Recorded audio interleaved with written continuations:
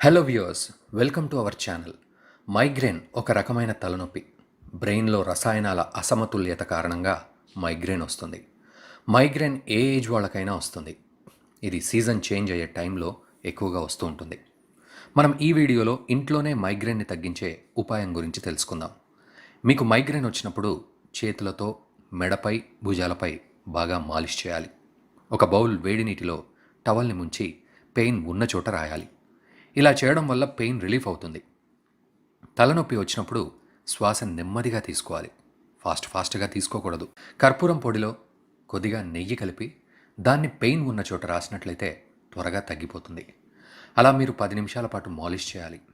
Close చేసి ఉన్న రూమ్లో చిన్న సౌండ్ పెట్టుకొని మీకు ఇష్టమైన సాంగ్ విన్నట్లయితే మీ పెయిన్ త్వరగా తగ్గిపోతుంది. బటర్లో మిశ్రిని కలిపి తినడం వల్ల మీ మైగ్రేన్ సమస్య తగ్గిపోతుంది. నిమ్మకాయ తొక్కను నొప్పి ఉన్న చోట రాసినట్లయితే వెంటనే ఉపశమనం వస్తుంది.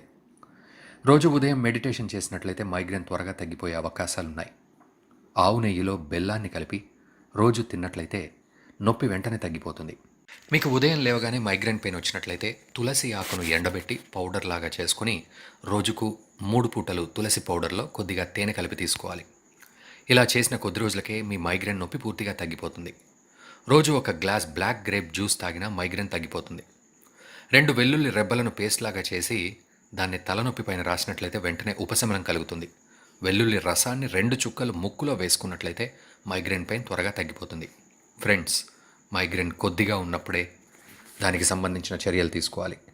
ఎక్కువగా పెయిన్ కిల్లర్స్, మెడిసిన్స్ వేసుకోకూడదు. ఒకవేళ మీకు నొప్పి ఎక్కువ ఉన్నట్లయితే వెంటనే డాక్టర్ని సంప్రదించండి. ఈ వీడియో మీకు నచ్చినట్లయితే మా ఛానల్ని సబ్స్క్రైబ్ చేయండి.